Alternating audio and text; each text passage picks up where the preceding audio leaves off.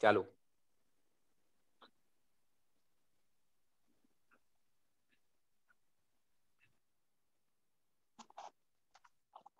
તો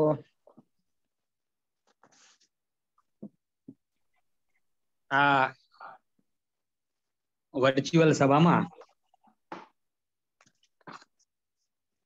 ઉપસ્થિત બિરવા બેન અને બાકીના આપણા બધા જ મિત્રો, તો મને કહેવામાં આવેલું કે તમે એને ઇન્ટ્રોડ્યુસ કરાવો. મારી આમ તો વર્ષોની એવી ઈચ્છા હતી કે ક્યાંક એવું બને કે હું એને એમ કહું કે આ દીકરી આપણા પરિવારની જ એક સભ્ય છે અને એ આપણી વચ્ચે છે આજે. એનો આપણે આનંદ છે, ખૂબ જ આનંદ છે બેન. અમે બહુ જ હાર્ટલી તમને આવકાર આપીએ છીએ. વી વોર્મ હાર્ટલી વેલકમ બિરવા.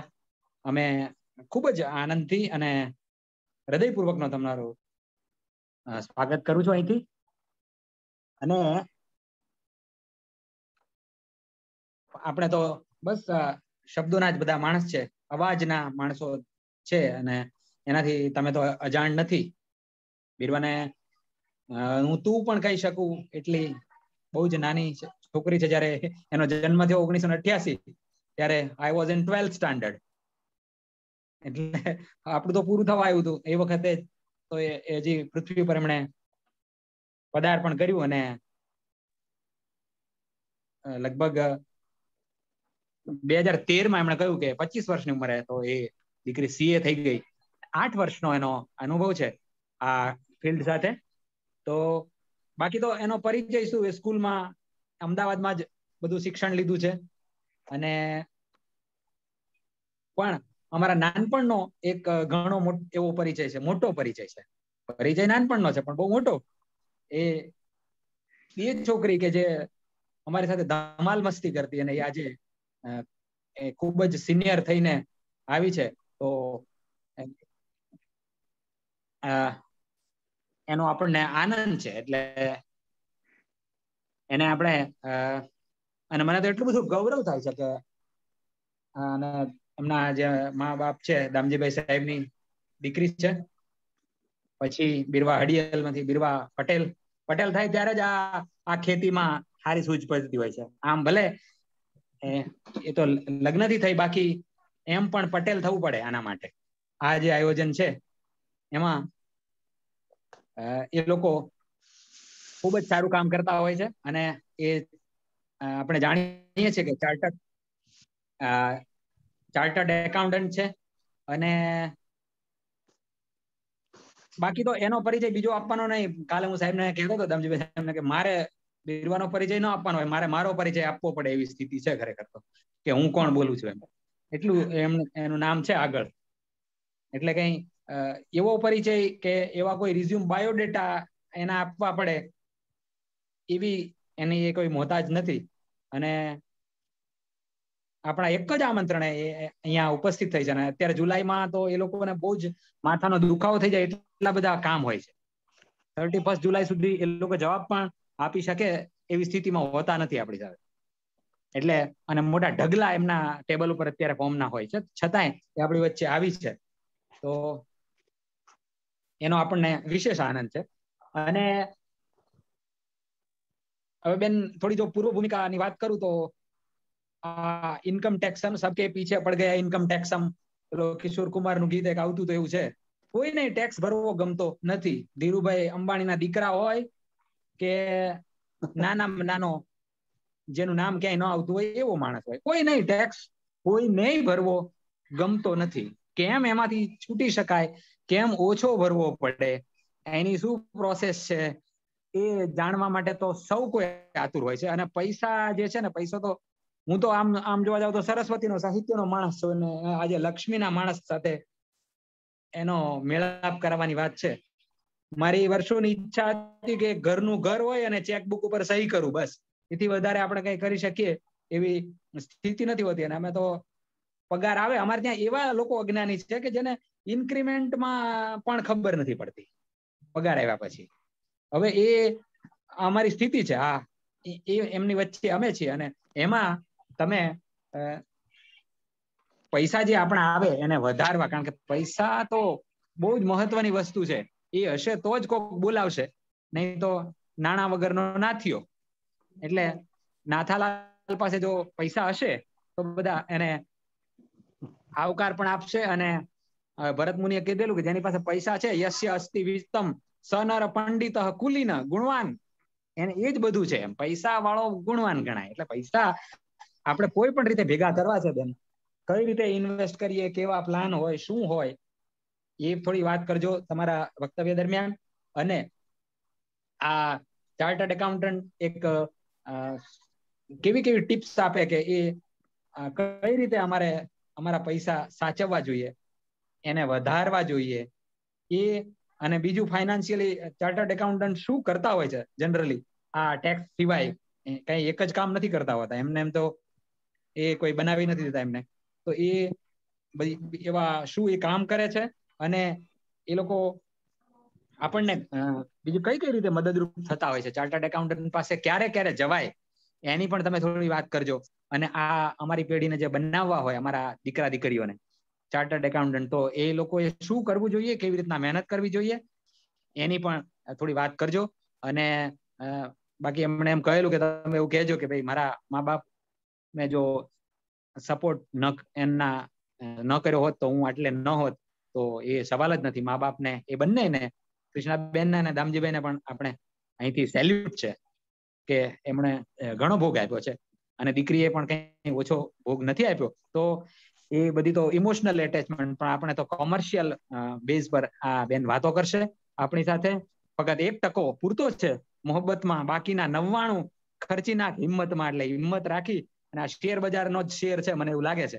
એટલે એ બધું કઈ રીતે ચાલે છે, આ બધી ખીચડી કેમ પાકે છે, અને કોણ શું કરે છે, અને ક્યાંથી પૈસા આવે છે અને ક્યાં જાય છે બેન, આપણી પાસે કેમ રહેતા નથી, એને પાંખો તો છે જ, પૈસા નહીં. એ બધી, અને થોડુંક આપણી પાસે રહે એના માટે શું કરીએ એની જરા તમે વાત કરજો, એવી અમારી ઈચ્છા છે. એટલે આ પ્રશ્નો પણ થોડાક મેં અત્યારે કયા છે, આ જે મારા મનમાં જે હતી એ ભૂમિકા, એટલે એ પ્રમાણે તમે અને બાકી તો તમને જે યોગ્ય લાગે એ પ્રમાણે આખું વક્તવ્ય તમે આપશો, અને અમે બહુ જ શાંતિથી તમને સાંભળીશું. તો આપણે વિનંતી કરીએ, આપણામાં જ એક બેન બીરવા આપણી સામે આવશે, જાણીતા બહુ જ આદર સાથે ચાર્ટર્ડ એકાઉન્ટન્ટ બીરવાબેન પટેલ. નમસ્કાર. સૌપ્રથમ તો અવાજ આવે છે ને? અવાજ આવે છે. ઓકે.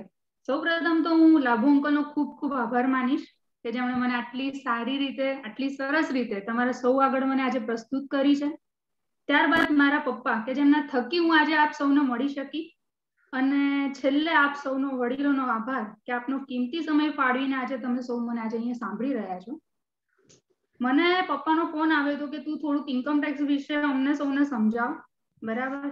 હવે ઇન્કમ ટેક્સ તો તમે સૌ જાણો છો કે બહુ વિશાળ દરિયો છે, પરંતુ તેમાંથી તમને સૌને લાગતી વળગતી કે જે થોડી ઘણી બાબતો મને લાગે છે કે જેના વિશે મારે તમને સમજૂતી આપવી જોઈએ, એ થોડીક બાબતોની હું અહીંયા છણાવટ કરીશ. બરાબર છે. છેલ્લે તમને લોકોને જે કોઈ બી પ્રશ્ન હોય, આપણે એક ક્વેશ્ચન આન્સર સેશન બી રાખવા માટે તૈયાર છે. આપણે જે બી પ્રશ્ન હશે તમે મને પૂછજો, હું એના તમારા પ્રશ્નોનું સમાધાન કરવાનો પ્રયત્ન કરીશ. બરાબર છે. સૌપ્રથમ તો આપણે અહીંયા પહેલા સૌથી બેઝિક વસ્તુ કે બેઝિક ટેક્સ સ્લેબ. બરાબર છે. બેઝિક ટેક્સ સ્લેબ તો બધાને ખ્યાલ જ હશે કે ભાઈ 2.5 લાખ સુધી કોઈ ટેક્સ છે નહીં. બરાબર. પણ હવે એમાં બે ઓપ્શન હવે આ વખત ગઈ સાલથી આવવા માંડ્યા છે કે જો તમારી એજ 60 યર્સથી નીચે છે, બરાબર છે, તો તમારે પહેલા 2.5 લાખ સુધી કોઈ ટેક્સ નહોતો. પછી સેકન્ડ સ્લેબ હતો કે 2.5 થી 5, તો 2.5 થી 5% લાગતા હતા. 5 થી 10 માં 20% ટેક્સ સ્લેબમાં આવતા હતા તમે. પછી 10 લાખથી ઉપર તમારી આવક છે તો 30%, 30%ના સ્લેબમાં તમે આવતા હતા. હવે જેમણે નવો ટેક્સ સ્લેબ રાખ્યો છે એનામાં તમારે 2.5 લાખ સુધી તો કોઈ ટેક્સ છે નહીં, બરાબર. પણ 2.5 થી 5 માં 5%, 5 થી 7.5%, 5 થી 7.5% માં તમે 10% ટેક્સ સ્લેબમાં લાગો છો. 7.5 થી 10% ની જો તમારી આવક છે તો 15%, 10 થી 12.5 લાખ સુધીની જો તમારી આવક છે તો 20% ટેક્સ, 12.5 લાખ થી 15 લાખ છે તો 25%, અને જો 15 લાખ થી તમારી ઉપરની આવક છે તો એવા કેસમાં તમારે 30% ટેક્સ લાગે છે. જો તમારી એજ 60 વર્ષ કે તેનાથી ઉપર છે પણ 80 વર્ષથી નીચે છે તો ત્યારે તમારો 3 લાખ સુધી ટેક્સ નહોતો લાગતો. અને જો તમારી એજ 80 વર્ષ કે તેથી ઉપર છે તો તમારે એ વખતે 5 લાખ સુધી ટેક્સ નહોતો લાગતો જૂની સ્કીમ પ્રમાણે. નવી સ્કીમમાં કોઈ એજ નો ડિફરન્સ હવે રહ્યો નથી, બધા માટે સેમ જ ટેક્સ સ્લેબ લાગે છે, બરાબર. પણ હજુ તમને સરકારે સેલરીડ પર્સન માટે દર વર્ષે બેમાંથી જે ઓપ્શનમાં તમારે જવું હોય તો તમે જઈ શકો છો. જૂની ટેક્સ સ્કીમ કે નવી ટેક્સ સ્કીમ, તમે કોઈ પણ ઓપ્શનને એક્સેપ્ટ કરી શકો છો. એકવાર જો તમે આ ટેક્સ સ્કીમ આ વર્ષે તમે કરી કે ભાઈ જૂના પ્રમાણે જઈએ છીએ તો તમારા સેલરીડ પર્સન માટે જ એક ઓપ્શન છે કે તમે નેક્સ્ટ યર પાછું નવી સ્કીમમાં જવું હોય તો તમે જઈ શકો છો, બરાબર. પણ જો તમે નવી સ્કીમમાં જાઓ છો તો એ વખતે તમને જે એટીસી ના એક્ઝેમ્પશન્સ છે બેઝિક, જેમ કે LIC છે, મેડિક્લેમ છે, પછી તમને હાઉસિંગ રેન્ટ નું જે ઇન્ટરેસ્ટ છે એના પ્રિન્સિપલ અમાઉન્ટ નું જે બેનિફિટ છે, leave travel concession, house rent allowance, એ બધા જે ફાયદા તમને મળતા હતા કોઈ ફાયદા નવી સ્કીમમાં મળશે નહીં. ટેક્સ રેટ 100% નીચે છે, બરાબર, પણ આ જે એક્ઝેમ્પશન્સ ના ફાયદા હતા એ નવી સ્કીમમાં બિલકુલ નહીં મળે, બરાબર. ખાલી તમને એક ટ્રાન્સપોર્ટ અલાઉન્સ અને કન્વેયન્સ અલાઉન્સ, આ બે ના જ ફાયદા તમને મળશે. આ બે અલાઉન્સ તમને ટેક્સમાંથી બાદ મળશે, બાકી ટોટલ તમારા માટે ટેક્સેબલ જ રહેશે, બરાબર. હવે એક નવો આ વખતનું બજેટમાં આ વર્ષનામાં એક ચેન્જ આવ્યો છે સેલરીડ પર્સન માટે, એ છે લીવ ટ્રાવેલ કન્સેશન, તમે શોર્ટમાં કહો છો LTC, બરાબર. LTC સેક્શન 10(5) મુજબ કર્મચારીને પોતાના સગાની મુસાફરી માટેનો જો કોઈ ખર્ચો કર્યો હોય તો એ બાદ મળવા પાત્ર છે. આ ખર્ચ ટોટલ 4 વર્ષના બ્લોકમાં 2 વખત મળવા પાત્ર છે. એટલે તમે 4 વર્ષની અંદર તમે 3 વાર ખર્ચો કર્યો હશે તો પણ તમને 2 વર્ષ જ મળશે. 4 વર્ષમાં તમે એક જ વાર ખર્ચો કર્યો હશે તો તમને એક જ વાર મળવા પાત્ર છે, બરાબર. ટોટલ 4 વર્ષની અંદર ટોટલ 2 વખત તમને આ સેક્શનમાં તમને ફાયદો મળે છે. આ ખર્ચનો ફાયદો લેવા માટે, આ ખર્ચ બાદ લેવા માટે કર્મચારી કે તેમના સગાએ મુસાફરી ખર્ચ કરવો જરૂરી છે. તેના બિલો તમારે ત્યાં મૂકવા પડે છે, બરાબર. પરંતુ આ વખતે કોરોનાની મહામારીના લીધે કોઈ બહાર જઈ શક્યું નથી, કોઈ મુસાફરી કરી જઈ શક્યું નથી, એટલે આ લાભ જતો કરવાની પરિસ્થિતિ સર્જાઈ હતી આ વખતે. એટલે એના માટે સરકારે એક નવી જોગવાઈ કરી છે, બરાબર. આ માટે કર્મચારી માટે જે 4 વર્ષનો જે બ્લોક હોય એ 2018 થી 2021 નો બ્લોક છે. કર્મચારીએ LTC ની રકમમાંથી તમે બહાર મુસાફરી નથી કરી પરંતુ પોતાના માટે કે પોતાના સગા સંબંધી માટે કોઈ પણ વસ્તુ કે કોઈ પણ સેવાઓ માટે ખર્ચ કર્યો હશે તો એ તમને બાદ મળે છે. એના માટે તમારે બિલ લેવું જરૂરી છે, કમ્પલસરી છે. અને એ વસ્તુ કે એ સેવા માટે તમારે GST વાળું બિલ હોવું જરૂરી છે. GST સાથે તમે એનું પેમેન્ટ કરેલું હોવું જોઈએ અને એ GST નો દર 12% કે તેથી વધુ હોવો જોઈએ. 12% થી નીચેના દર પરની કોઈ પણ વસ્તુ કે સેવાનો તમે ઉપયોગ કર્યો હશે તો એ તમને LTC માં એનું બાદ મળશે નહીં, બરાબર. ખર્ચની ચૂકવણી આવી જે કોઈ પણ પેમેન્ટ તમે કરો છો આ બિલ ઉપરનું, એ પેમેન્ટ તમારે ચેક કે બેંક ડ્રાફ્ટ કે કોઈ પણ બેંક ડિજિટલ મોડથી કરવું કમ્પલસરી છે. જો તમે કેશથી કર્યું હશે તો તમને આનો બિલકુલ કોઈ ફાયદો મળશે નહીં, બરાબર. આની મહત્તમ મર્યાદા પર પર્સન 36,000 છે, બરાબર. કાં તો જે બી ટોટલ ખર્ચાના બિલ મૂક્યા એનો 1/3 એટલે ત્રીજા ભાગ, which ever is less, 36,000 કાં તો ટોટલ ખર્ચાનો ત્રીજો ભાગ, એ બેમાંથી જે પણ ઓછું હોય એ તમને LTC માં સેક્શન 10(5) માં બાદ મળશે, બરાબર. બીજું છે આ વખતે એક નવો ચેન્જ એવો આવ્યો છે કે પ્રોવિડન્ટ ફંડ પરનું વ્યાજ, બરાબર. અત્યાર સુધી પ્રોવિડન્ટ ફંડ ઉપરનું જે બી વ્યાજ હતું એના ઉપર ટેક્સ નહોતું, પરંતુ જો કર્મચારી કે જેમની વર્ષ દરમિયાન પોતાના PF માં જમા કરેલ રકમ 2.5 લાખ કે તેથી વધારે હશે, 2.5 લાખ થી નીચે છે એ લોકો માટે કશું નહીં, એ લોકો માટે ટેક્સ નથી. બટ જે લોકોનું PF માં જમા રકમ ટોટલ 2.5 લાખ કે તેથી વધારે હશે તો તો એ વધારાની રકમ ઉપર જે બી એમને ઇન્ટરેસ્ટ મળશે એ ટેક્સેબલ રહેશે, બરાબર. આ ઇન્ટરેસ્ટ દર વર્ષે, એટલે જે વર્ષે ઇન્ટરેસ્ટ લાગે છે એ જે તે વર્ષમાં ઇન્ટરેસ્ટ ટેક્સેબલ છે. ભલે તમને ઇન્ટરેસ્ટ તમારા રિટાયરમેન્ટ વખતે મળે છે, at the end of the તમારી સર્વિસ પીરિયડ તમને પીએફ ને એનું ઇન્ટરેસ્ટ મળે છે, પણ ત્યારે ટેક્સેબિલિટી નહીં લાગે. જે વર્ષે ઇન્ટરેસ્ટ જેમ જેમ તમારા પીએફ માં જમા થતું રહેશે, જે તે વર્ષે એની એક ટેક્સેબિલિટી લાગશે, બરાબર. બીજું એક છે, હવે આના પરથી એક વાત કરી હતી કે અલગ અલગ જે બી તમારા એક્ઝેમ્પશન્સ ના ફાયદા તમને મળે છે, એના વિશે તો બેઝિક તો બધું ખ્યાલ જ હશે, કારણ કે તમે બધા રિટર્ન ફાઇલ કરતા જ હશો.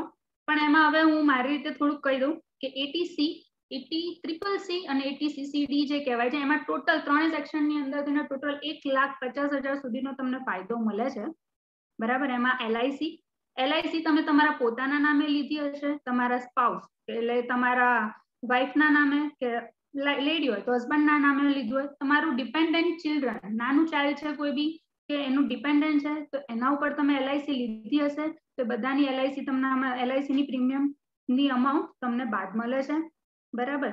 પીએફ માં તમે કોઈ સ્ટેચ્યુટરી કે રેકોગ્નાઇઝ પ્રોવિડન્ટ ફંડમાં તમારું ઇન્વેસ્ટમેન્ટ છે, તો એ તમને બાદ મળશે.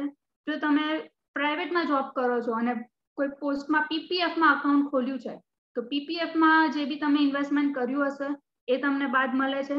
નેશનલ સેવિંગ સર્ટિફિકેટમાં ઇન્વેસ્ટમેન્ટ કર્યું છે, NSC કહેવાય છે જેને, એમાં બી તમને બાદ મળે છે.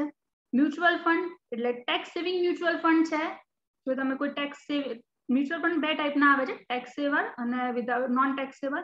તો તમે ટેક્સ સેવર મ્યુચ્યુઅલ ફંડમાં ઇન્વેસ્ટમેન્ટ કર્યું છે, તો એ પણ તમને ETC માં બાદ મળશે. તમારા બાળકોની સ્કૂલની ફીસ, પ્યોરલી સ્કૂલની ફીસ, પછી એમાં લાવવા લઈ જવાનું જે વ્હીકલ, લાઈક શું કહેવાય, ટ્રાન્સપોર્ટ ચાર્જ છે, કે પછી હોસ્ટેલ ફીસ છે, કે કેન્ટીન ફીસ છે, એ બધું નહીં, purely education fee. Education fee તમને તમારા 2 બાળકો સુધીની એજ્યુકેશન ફી ETC માં બાદ મળે છે. હાઉસિંગ લોન લીધી છે તમે, તો હાઉસિંગ લોનની મૂડી, વ્યાજ નહીં, ખાલી જે તમે મૂડીનું રીપેમેન્ટ કર્યું હશે હપ્તામાંથી, એટલું તમને આમાંથી બાદ મળે છે. પછી કોઈ બી ટર્મ ડિપોઝિટ તમે કરી છે, ટેક્સ સેવર ટર્મ ડિપોઝિટ કોઈ શેડ્યુલ બેંકમાંથી, તો એ તમને અહીં બાદ મળે છે. આ સિવાય તમને એક ETCCD જે કહેવાય છે national pension scheme, national pension સ્કીમમાં તમે કોઈ ઇન્વેસ્ટમેન્ટ કર્યું છે તો 50,000 સુધીનું તમને બાદ મળે છે. આ 1.5 લાખ જે તમને ETC ની મર્યાદા છે, એ ઉપરાંત બીજો 50,000 નો ફાયદો તમને ETCCD માં, બીજો NPS નેશનલ પેન્શન સ્કીમમાં જો તમે ઇન્વેસ્ટમેન્ટ કર્યું છે તો એ જગ્યાએ તમને 50,000 નો ફાયદો મળે છે. પછી એક છે મેડિકલ ઇન્સ્યોરન્સ, ATD માં મેડિકલ ઇન્સ્યોરન્સ જો તમે સિનિયર સિટીઝન છો તો તમને 50,000 સુધીનું મેડિકલ ઇન્સ્યોરન્સ બાદ મળે છે. સિનિયર સિટીઝન નથી તો તમે 25,000 સુધીનું તમારું અને તમારા ફેમિલી મેમ્બર્સ, એટલે તમારા સ્પાઉસ, તમારા ચિલ્ડ્રન, તમારા ડિપેન્ડન્ટ પેરેન્ટ્સ છે, તમારા ઉપર ડિપેન્ડન્ટ છે, તો એ લોકોનું બી મેડિકલ ઇન્સ્યોરન્સ નો તમને ATD માં ફાયદો મળે છે. પછી એક છે ATDD, તમારા ઘરમાં તમારા સ્પાઉસ, તમારું કોઈ બી ચિલ્ડ્રન, તમારું કોઈ બી ચાઇલ્ડ, તમારા ભાઈ બહેન, પેરેન્ટ્સ, કોઈ પણ તમારા સિવિયર ડિસેબિલિટી છે, સિવિયર ડિસેબિલિટી નું તમારા જોડે સર્ટિફિકેટ હોવું જરૂરી છે. સિવિયર ડિસેબિલિટી છે તો એવા કેસમાં એની મેડિકલ ટ્રીટમેન્ટ પર જો તમારું પાર્શિયલી એટલે 50% થી નીચેની ડિસેબિલિટીનું સર્ટિફિકેટ છે તો 75,000 સુધીનું ડિડક્શન મળશે. જો 50% થી ઉપરની સિવિયર ડિસેબિલિટી છે તો એવા સંજોગોમાં 1.25 લાખ સુધીનું તમને આમાં ડિડક્શન ક્લેમ કરી શકો છો. બીજું એક છે ATDD ની સાથે હું સાથે જ લઈ લઈશ ATU. તમે પોતે જે પર્સન રિટર્ન ફાઇલ કરે છે એ પોતે કોઈ ડિસેબિલિટીમાં છે, જો એની પરમનન્ટ ડિસેબિલિટી છે 50% થી નીચે, તો એને 75,000 નો ફાયદો મળે છે. અને જો એના ડિપેન્ડન્ટ પોતે 50% કે તેથી વધારે ડિસેબિલિટી છે, સિવિયર ડિસેબિલિટીમાં આવે છે, તો એવા કેસમાં એને 1,25,000 નો ફાયદો મળે છે. ATG કોઈ બી તમે ડોનેશન કર્યું છે તો તમને ATG માં ફાયદો મળે છે. એ સમયે તમારે રિસિપ્ટ લેવી કમ્પલસરી છે, જ્યાં બી તમે દાન કર્યું એ દાનની રિસિપ્ટ લેવી કમ્પલસરી છે. ત્યારે રિસિપ્ટમાં તમારે ખાલી એક વસ્તુ જોવાની કે જો ATG લખ્યું છે તો જેટલું બી દાન કર્યું હશે, ફોર એક્ઝામ્પલ 10,000 નું દાન કર્યું તો 10,000 તમને બાદ મળે છે.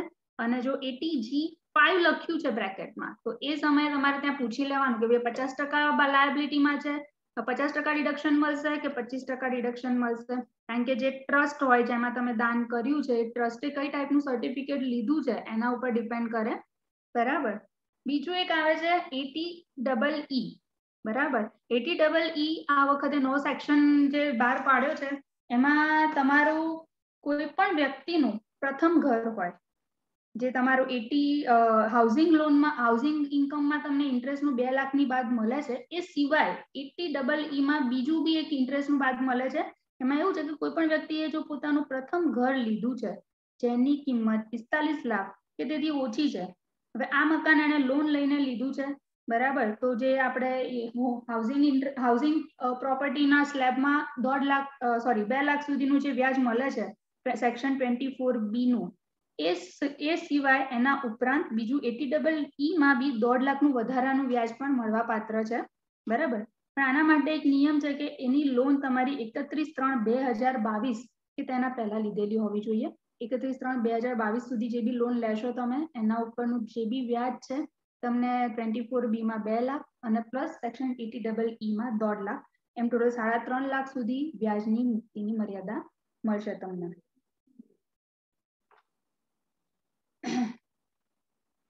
હવે આ સિવાય એક પ્રશ્ન હતો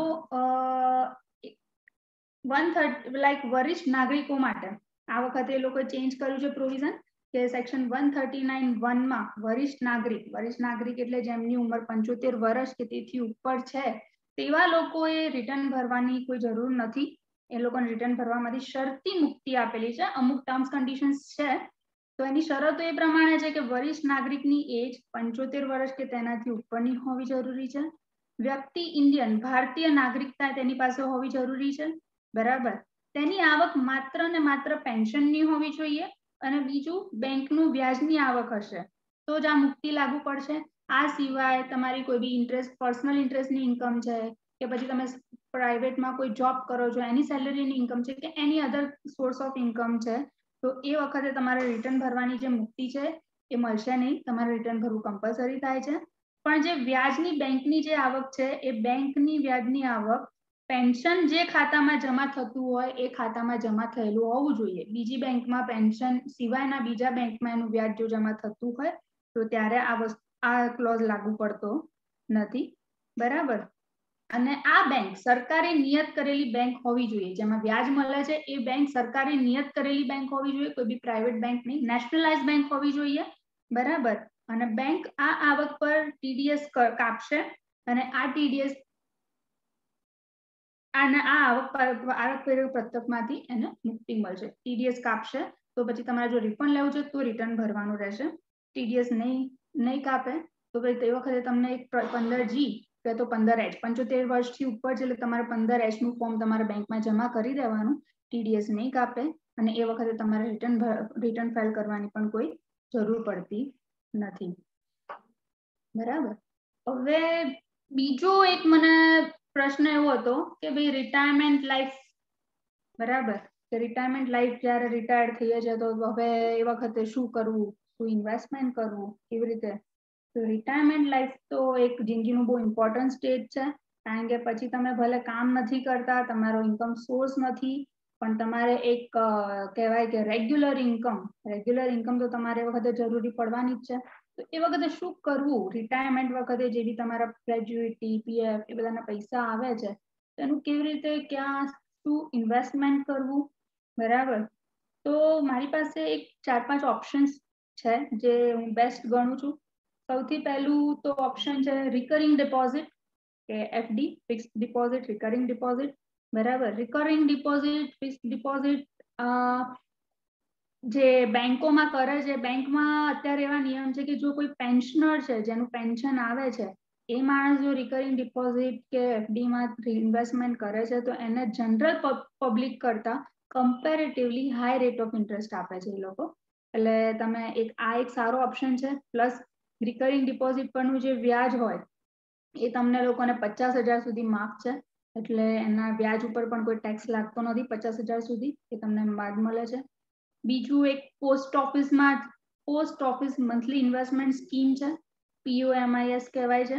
એમાં બી એકવાર તમે એનું ઇન્વેસ્ટમેન્ટ કરી પોસ્ટ ઓફિસમાં મંથલી તમને જે બી સ્લેબ આપતા એ લોકોને તમને એક EMI ટાઈપ કહેવાય, એમાં તમને ઇન્વેસ્ટમેન્ટ કરી આપશે એ લોકો. અને એક સારો ઓપ્શન છે, એક ફિક્સ છે, એનામાં કોઈ રિસ્ક નથી, કારણ કે એ લોકો જે આગળ ઇન્વેસ્ટમેન્ટ કરે છે ગવર્મેન્ટ સિક્યોરિટીઝમાં જ કરતા હોય છે. એટલે આપણું ફંડ, આપણું બી ઇન્વેસ્ટમેન્ટ ક્યાંય ખરાબ થઈ જાય કે ક્યાંય માલાફાઈટ થાય એવા કોઈ ચાન્સીસ એવામાં હોતા નથી. ત્રીજું એક છે પ્રધાનમંત્રી વાયા વંદના યોજના. આ એક LIC નો જ એક અભિયાન છે, LIC દ્વારા જ આ ઓપરેટ થયેલું છે.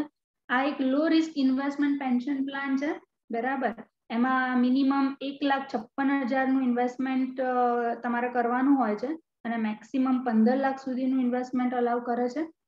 આ યોજનામાં ઇન્ટરેસ્ટ રેટ 7.4% અત્યારે ચાલે છે, એ જે FD ના વ્યાજ કે પોસ્ટ ઓફિસના વ્યાજ કરતા સારું છે, બરાબર. આ યોજનામાં તમે વન ટાઈમ ઇન્વેસ્ટ કરો એટલે તમને દર મહિને 1,000 થી લઈને 10,000 સુધી પર મંથ એક પેન્શન જેવું તમને તમારા ખાતામાં જમા થઈ જશે. તમે જે રીતનું ઇન્વેસ્ટમેન્ટ કરો એ પ્રમાણે તમારા ખાતામાં દર વર્ષે જમા થાય છે. આ યોજના જે પ્રધાનમંત્રી વાયા વંદના યોજના કહેવાતી એ 31/3/2020 સુધી જ પહેલા લાગુ પડતી હતી, પરંતુ હવે તેની સમય મર્યાદા આ વખતે 31/3/2023 સુધી કરી દીધી છે. પરંતુ આ પ્રધાનમંત્રી વાયા વંદના યોજનામાં તમે જે કોઈ પણ ઇન્વેસ્ટમેન્ટ કરો છો એનો કોઈ ATC માં ટેક્સ બેનિફિટ મળશે નહીં. આગળ જે POMIS હતું કે FD પરનું POMIS છે કે PPF છે, એ બધું ATC માં બાદ મળે છે. LIC નું જ આ ઓપરેટેડ છે, પણ LIC નું પ્રીમિયમ બાદ મળે છે, પણ આ પ્રધાનમંત્રી વાયા વંદના યોજનાનું ઇન્વેસ્ટમેન્ટ તમને ATC માં બાદ મળશે નહીં. એક જે ચોથું છે મ્યુચ્યુઅલ ફંડ. આ મારું સૌથી ફેવરેટ ઇન્વેસ્ટમેન્ટ છે. હું પોતે બી મ્યુચ્યુઅલ ફંડમાં જ ઇન્વેસ્ટમેન્ટ કરું છું. મ્યુચ્યુઅલ ફંડ એક અત્યારે એમ કહેવાય ને કે સૌથી ઉત્તમ ઇન્વેસ્ટમેન્ટ ઓપ્શન ગણાય છે. નો ડાઉટ એમાં થોડું રિસ્ક ખરું, પણ જ્યાં રિસ્ક છે ત્યાં જ રિટર્ન છે. મ્યુચ્યુઅલ ફંડ તમને ખ્યાલ હશે કે small cap, mid cap, large cap એવા 3 ટાઈપના મ્યુચ્યુઅલ ફંડ્સ હોય છે, બરાબર. એમાં સ્મોલ કેપમાં તમારું રિસ્ક પણ ઓછું તો સામે રિટર્ન ઓછું. મીડિયમમાં મીડિયમ લેવલનું હોય છે અને second large cap. Mid cap mutual fund હું વધારે પ્રિફર કરું છું, કારણ કે એમાં જે આપણે ઇન્વેસ્ટમેન્ટ કરીએ એ 50 to 60% એ લોકો ગવર્મેન્ટ સિક્યોરિટીમાં રોકતા હોય છે અને બાકીના જે હાઈ ગ્રોથ ઇક્વિટી શેર્સ હોય છે એમાં એ લોકો ઇન્વેસ્ટ કરતા હોય છે, એટલે આપણું રિટર્ન ઘણું સારું એવું આવે છે. 15% આસપાસ એમાં તમને લોંગ ટર્મ માટે જો ઇન્વેસ્ટ કરો તો 15% સુધીનું બી તમને ઇન્વેસ્ટમેન્ટ મળશે, એનાથી વધારે પણ થાય છે, બરાબર. સારા ઓપ્શનમાં અત્યારે જો તમારે મ્યુચ્યુઅલ ફંડમાં જોવા જવું હોય તો SBI ના સારા હોય છે, HDFC, Axis, L&T. પછી જો તમારે ફિક્સ ઇન્કમ મ્યુચ્યુઅલ ફંડમાં નથી કરવી અને દર મહિને તમારે એમ કહેવાય ને કે નાનું ઇન્વેસ્ટમેન્ટ કરવું છે, વધારે અત્યારે આપણી પાસે ફાઇનાન્શિયલ સોર્સ નથી, જોબ ચાલુ છે, રિટાયરમેન્ટ નથી, તો એના માટે એક SIP ની સ્કીમ ઘણી સારી છે. તમારે એમાં L&T, axis mutual fund, HDFC ના SIP, SBI ની મિડ કેપ, આ બધા ઘણા સારા ઓપ્શન છે. તમને 1,000, 2,000, 3,000 મહિને આપણે એમને જ વાપરી દેતા હોય છે, જે આપણા ખ્યાલે નથી હોતો કે ગમે તેમ વપરાઈ જતા હોય છે. એ જગ્યાએ એવા 2,000, 3,000 રૂપિયા તમે ત્યાં નાખો, એમાં ઇન્વેસ્ટ કરો અને ભૂલી જાઓ. સ્ટાર્ટિંગમાં 1-2 વર્ષ તમને લાગશે કે કશું નથી, પણ 2 વર્ષ 3 વર્ષ પછી તમને એનું જે ગ્રોથ દેખાય છે ઘણો સારો દેખાય છે. મારું હાલ ઇન્વેસ્ટમેન્ટ છે, હું પર્સનલી કહું, મારું 150% ગ્રોથ થઈ ગયો છે મારો SBIમાં જે મ્યુચ્યુઅલ ફંડ મેં અત્યારે લીધો હતો એમાં. એટલે આ પર્સનલ મારું જે સજેશન છે કે મ્યુચ્યુઅલ ફંડમાં તમારી જોબ ચાલુ છે તો નાનું SIP સ્ટાર્ટ કરો. ટેક્સ સેવર બી SIP આવે છે, નોન ટેક્સ સેવર પણ આવે છે, બરાબર. અને છેલ્લું એક આવે છે NPS, એ છે ATCCD માં બી આનું એક્ઝમ્પશન મળે છે, બરાબર. અને NPS માટે એવું કોઈ એજ લિમિટ નથી, તમે 18 થી 65 વર્ષના છો, હવે એ લિમિટ 70 સુધી બી ખેંચી છે, બરાબર. ત્યાં સુધી તમે NPSમાં જો તમે ઇન્વેસ્ટમેન્ટ કરો છો તો તમને ઘણો સારો એનો બેનિફિટ મળે છે, બરાબર. બીજું એક હું નામ ભૂલી ગઈ, ક્વેશ્ચન હતો કે ફોર્મ એરિયર્સ માટેનું મને ક્વેશ્ચન આવ્યો હતો, ફોર્મ 10Q એવું કંઈક બોલ્યા હતા. સોરી, પણ એ ફોર્મ 10Q નથી, ફોર્મ 10E હોય છે, બરાબર. જ્યારે તમને પાછલા વર્ષની કોઈ સેલરી એક સાથે આ વર્ષે મળે છે તો એ વખતે તમારી ઇન્કમ ઘણી હ્યુજ થઈ જાય છે, એ વખતે તમારે ઘણો બધો એક જ વર્ષમાં ટેક્સ ભરવાનો થાય છે. એ બધા કોન્સિક્વન્સીસ માંથી બચવા માટે તમારે ફોર્મ 10E ભરીને તમારા એમ્પ્લોયરને આપવાનું હોય છે, બરાબર. અને ફોર્મ 10E ફાઇલ કર્યા પછી એક તમને એની સેક્શન 89 ની અંદર રિલીફ મળે છે. હવે એક સિમ્પલ કેવી રીતે મળે એવું એમણે મને કહ્યું, એક ક્વેશ્ચન મને ફોરવર્ડ થયો હતો કે એનો ફાયદો કેવી રીતે ગણવો, કેવી રીતે એના સ્લેબ હોય છે. એક સિમ્પલ હવે એક્ઝામ્પલ નોર્મલ આપીએ, દાખલા કે આ વર્ષની તમારી આવક છે 10 લાખ રૂપિયા ફોર એક્ઝામ્પલ સેલેરી, બરાબર છે. અને તમને જે એરિયર્સ મળ્યું છે 2009નું, બરાબર, 2010-11નું, સોરી 2010-11નું તમને એરિયર્સ મળ્યું છે 1 લાખ રૂપિયા આ વર્ષે, બરાબર. આ વર્ષનો ટેક્સ સ્લેબ આવે છે આપણો 2.5 લાખ સુધી ટેક્સ નથી. હવે જો હું એટલે ટોટલ આવક 10 લાખ પ્લસ 1 લાખ એરિયર્સ સાથે હું ગણું તો 11 લાખ પર એ લોકો ટેક્સ ગણે. 11 લાખ ઉપર અત્યારના આપણા જૂના ટેક્સ પ્રમાણે જઈએ તો ટોટલ ટેક્સ થાય છે 1,48,200, બરાબર. આપણે કોઈ ફાયદો નથી લેતા એટીસી નો ને એ બધું, ડાયરેક્ટ ખાલી સમજાવવા માટે કહું છું. 1,48,200 જેવો ટેક્સ થાય. હવે જો આપણે આ પાછલા વર્ષનું એરિયર્સ નથી આપણને મળ્યું એવું સમજીએ, આ વર્ષની આવક તો 10 લાખ રૂપિયા જ છે, તો 10 લાખ ઉપર ટેક્સ થાય છે અરાઉન્ડ 1,70,000 રૂપિયા, બરાબર. તો 1,70,000 અને વિથ એરિયર્સ થાય છે 1,48,200. તેવા કેસમાં વધારે જે additional tax liability due to એરિયર્સના લીધે જે આપણી એડિશનલ ટેક્સ લાયબિલિટી આ વર્ષે બને 31,200 રૂપિયા.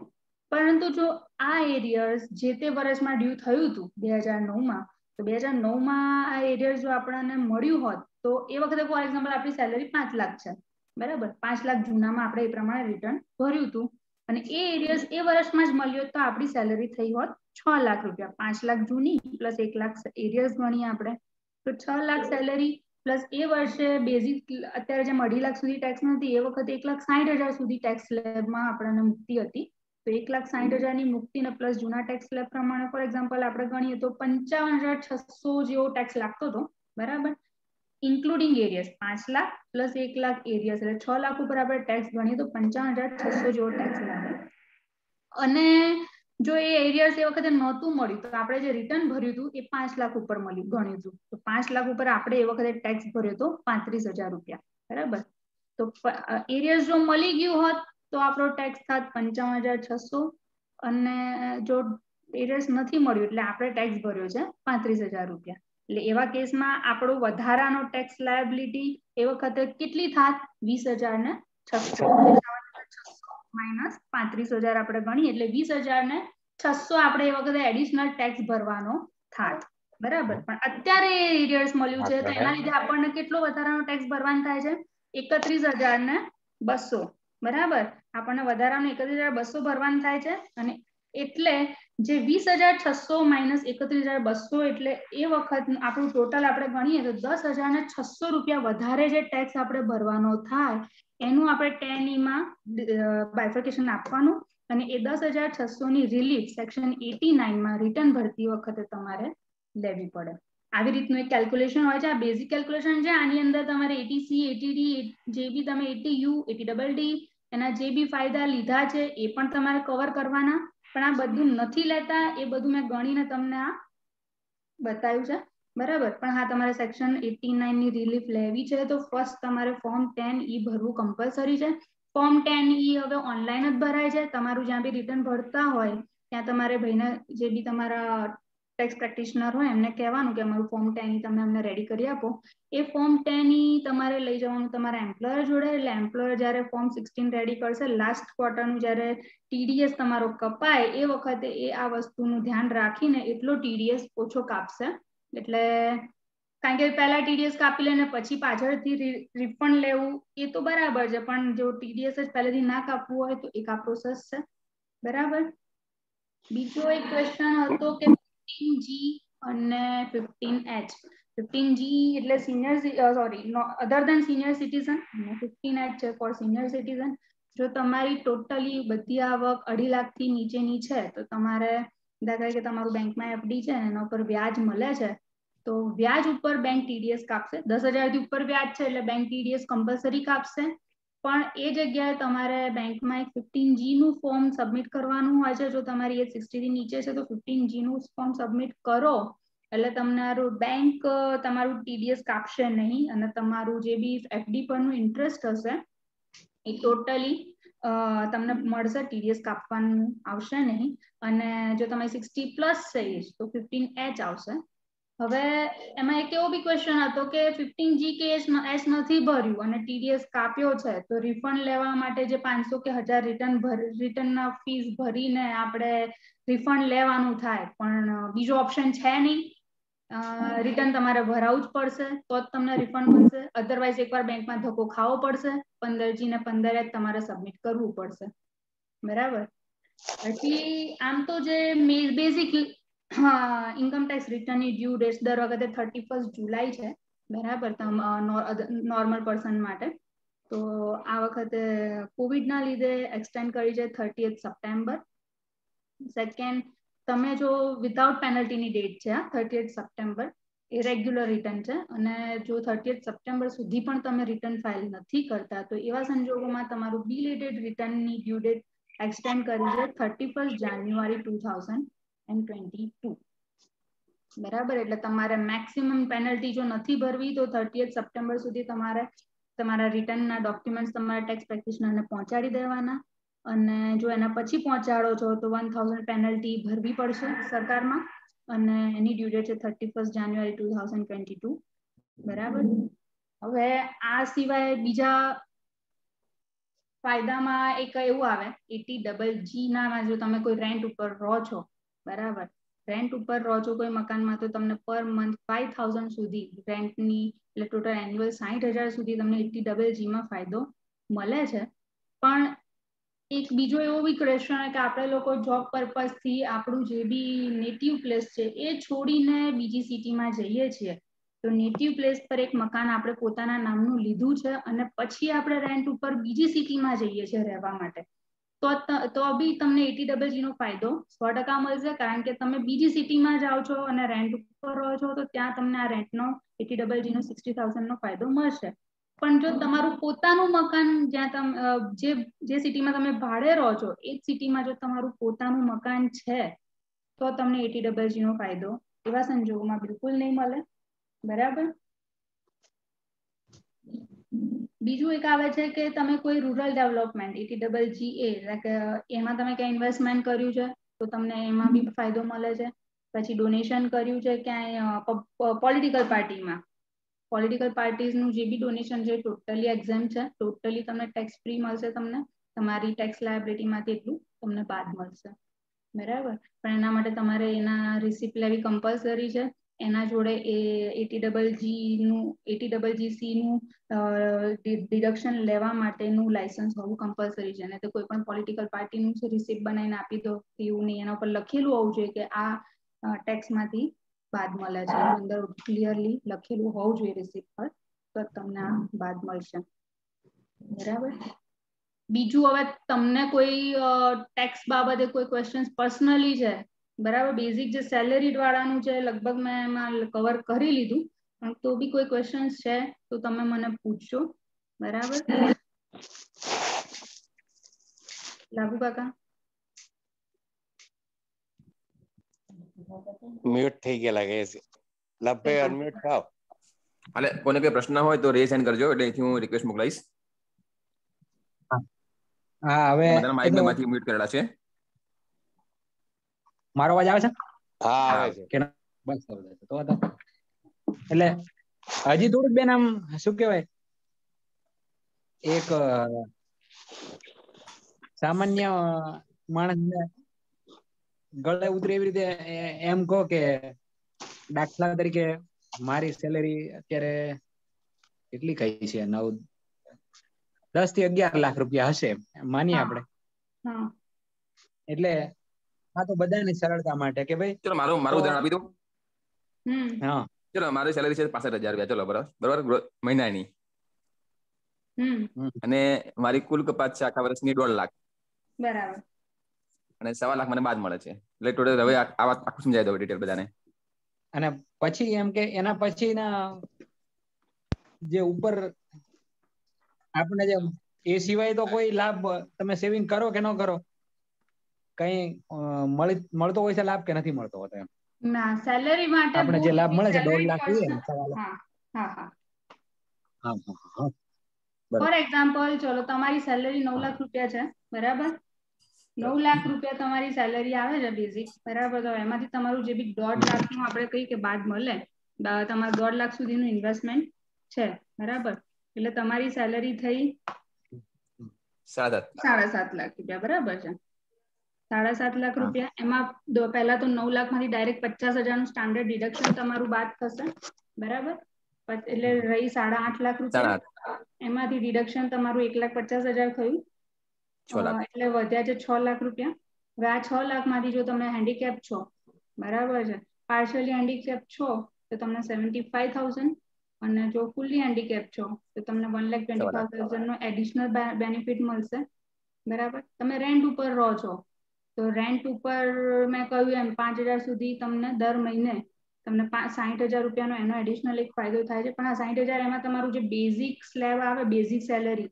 એના 10% સુધી મેક્સિમમ ગણવાનું થાય છે એટલે એ બી એક કેલ્ક્યુલેશન સાથે ધ્યાનમાં રાખવાનું ડાયરેક્ટ 60,000 નહીં મળતા નહીં હા બસ આ પછી એક એના સિવાય તમે મેડિક્લેમ લીધો છે મેડિક્લેમ નું તમને આમાંથી બાદ મળશે પછી કોઈ ડોનેશન કર્યું છે પોલિટિકલ પાર્ટીમાં કે પછી ટ્રસ્ટમાં તો એ તમને એક તો બાદ મળશે એક કોઈ મકાન લીધું છે તો મકાન લીધું છે તો એની મૂડી તમને એટીસી માં જે 1.5 લાખની મર્યાદા છે એમાં બાદ મળે પણ જેનું વ્યાજ છે તો વ્યાજ એનું મેં જણાવ્યું એમ 2 જગ્યાએ બાદ મળશે એક હાઉસ પ્રોપર્ટીમાં ડાયરેક્ટ તમને 2 લાખ સુધીની મુક્તિ ત્યાં મળશે અને બીજું જો તમારું 80EE સેક્શન જે અમારામાં કહેવાય એમાં આ વખતે 1.5 લાખ બીજા તમને એમાં બાદ મળશે એટલે 3.5 લાખ રૂપિયા તમારું સુધીનું જે હાઉસ પ્રોપર્ટીનું વ્યાજ આવે વ્યાજ તમને ટોટલ એટલો ફાયદો થાય છે સેવિંગ બેંક ઉપરનું જે બી વ્યાજ હોય બરાબર તમારી એજ જો 60 થી નીચે છે તો તમને 10,000 નો ફાયદો થાય છે 60 થી ઉપર તમને 50,000 નો ફાયદો થાય 50,000 સુધીનું વ્યાજ તમને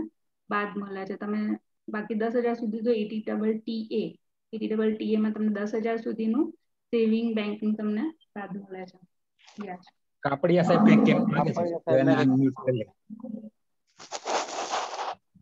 કાપડિયા સાહેબ નો હાથ ઊંચો થયો છે જો એ કંઈ પૂછવા માંગે છે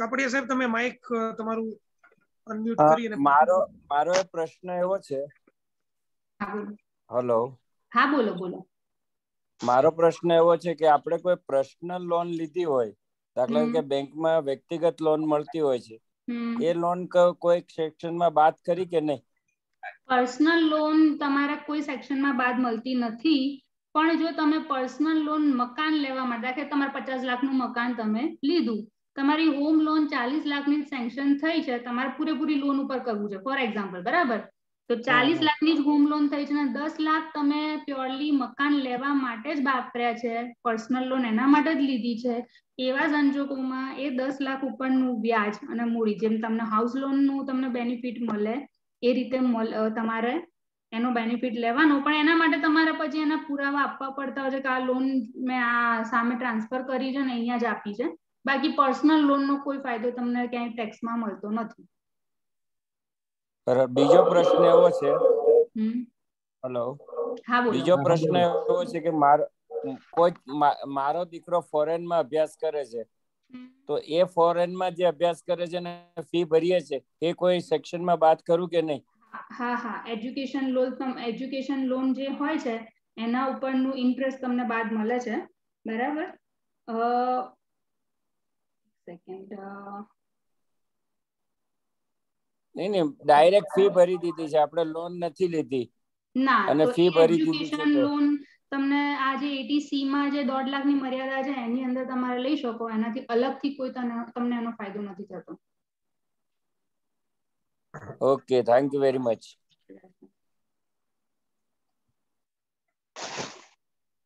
હેલો વિરાયબેન હા બોલો પીએફ ના જે વાતની વાત કરી 2.5 લાખની એટલે 2.5 લાખ વ્યાજ આવતું હોય તો જ ટેક્સેબલ ગણાય ને મીન્સ કે 2.5 લાખનું જો પીએફ તમારા ખાતામાં જમા છે અને એના ઉપર વ્યાજ મળે છે 2.5 લાખ થી ઉપરની જે બી અમાઉન્ટ છે એના ઉપરનું જે વ્યાજ છે તમારે માનો કે મારું 12 લાખ પીએફ છે અત્યારે હા તો તમારે 9.5 લાખનું જે પીએફ વધારાનું છે એના વ્યાજ એનું ઉપર જે વ્યાજ એનું લગભગ 1.5 લાખ જેવું વ્યાજ આવતું હશે તો એનું એ ગણાશે એમાં હા એ ટેક્સેબલમાં ગણાશે બરાબર. એટલે જમા થઈ ગયું એનું હોય છે. અમે તો એવું સમજતા હતા કે 2.5 લાખ તમે વર્ષે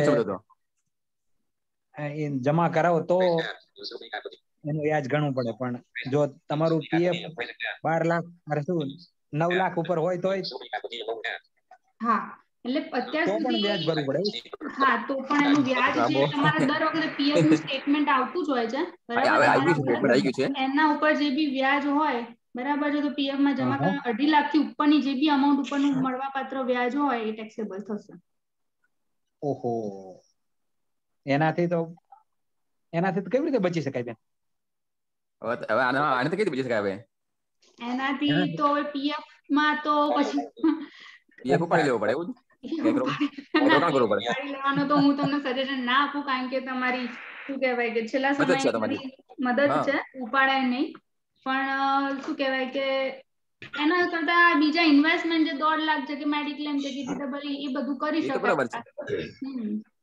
સેલરી માટે એક આ બહુ વસ્તુ છે, ધંધાના રિટર્નો હોય તો ઘણા બધા એના તુક્કા કે ઘણા છટકબારીઓ બી છે, બરાબર, પણ સેલરી વાળા માટે શું છે, બધી વ્હાઇટ ઇન્કમ આવે, એમાં કોઈ આ લોકોએ બહુ ખાસ બેનિફિટ જેટલા આ સમજાય એનાથી વધારે હવે કોઈ બેનિફિટ સેલરી વાળા પાસે નથી. વેપારી માટે ઘણા છે. અચ્છા, આપણે ઇક્વિટીમાં રોકાણ કરીએ છીએ તો એના જે ટેક્સ ભરવો પડે, આમ તો જનરલી તો મોટે ભાગે જે લોકો શોર્ટ ટર્મ પીરિયડ માટે રોકાણ કરતા હોય છે એનો તો એ લોકો ટેક્સ કાપી જ લેતા હોય છે ઓલરેડી, તો એ વખતે એના માટે કઈ રીતે હોય છે? એ જે ટેક્સ કાપે છે એ છે સિક્યોરિટી ટ્રાન્ઝેક્શન ટેક્સ, STT, બરાબર, એ નહીં, પણ જે તમારે શોર્ટ ટર્મ કેપિટલ ગેઇન આવ્યું, બરાબર, તો શોર્ટ ટર્મ કેપિટલ ગેઇન નો તમારે જે બી એના ઉપર જો તમારો એક્ઝમ્પશન લિમિટ થી ઉપર છે તો એના 15% તમારે ડાયરેક્ટ ટેક્સ ભરવાનો થાય છે.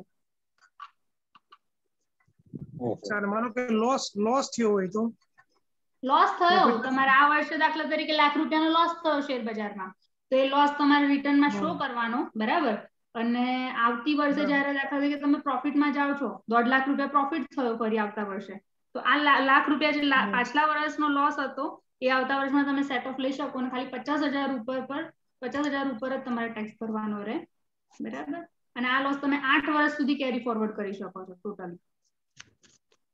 ઓકે, 8 વર્ષ સુધી. હા, 8 વર્ષ સુધી તમે એને કેરી ફોરવર્ડ કરી શકો છો.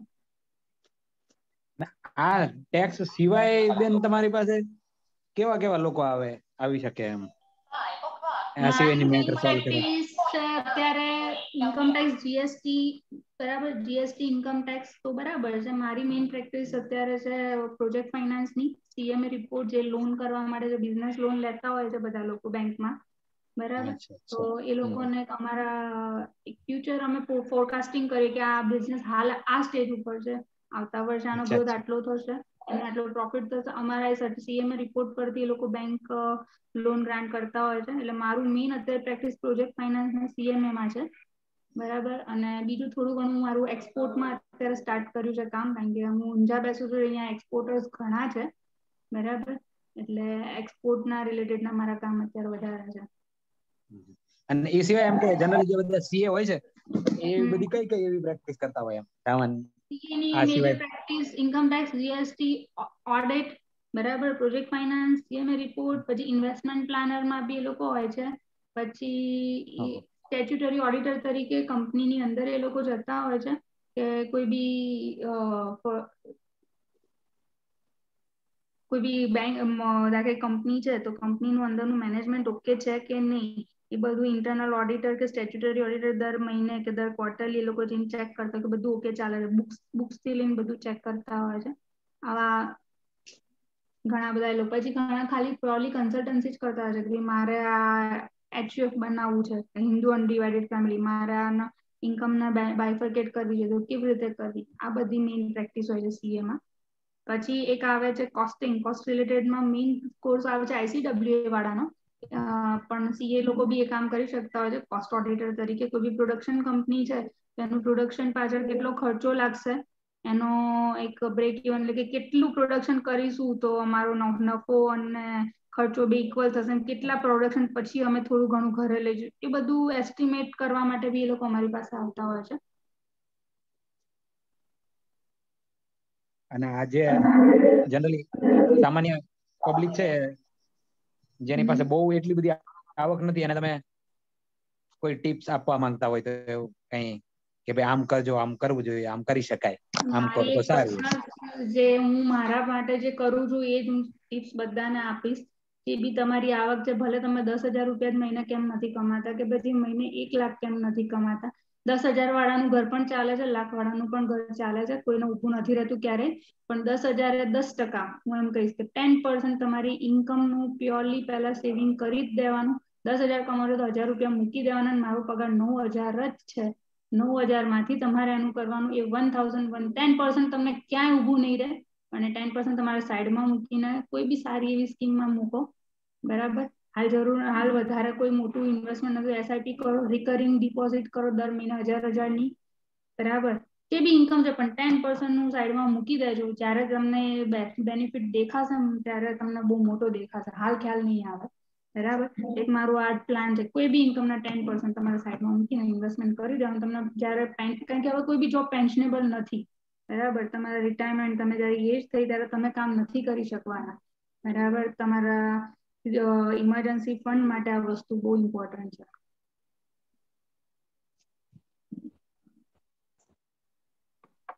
એટલે તમારા અને હવે એવો એક પ્રશ્ન પણ પૂછી લઉં કે હું જે કહેતો હતો ને કે દાખલા તરીકે અમારા કોઈના પણ દીકરા દીકરીઓ આ સેક્ટરમાં જવા માંગે છે તો એ લોકો કેવી રીતે મહેનત કરે તો એ જેટલા બને એટલા થોડા ઝડપથી કરી શકે આ કામ, અને એ સીએ માં જવું હોય તો એમના માટે તમે શું સંદેશ આપશો? અમારા જે દીકરા દીકરીઓ છે, વેલ્થમાં પાસ થઈ ગયા છે અને હવે આમાં કોમર્સ એમણે ચૂઝ કર્યું છે ને એ ઈચ્છે છે કે મારે સીએ થવું છે, તો એ લોકોને તમે શું કહેશો?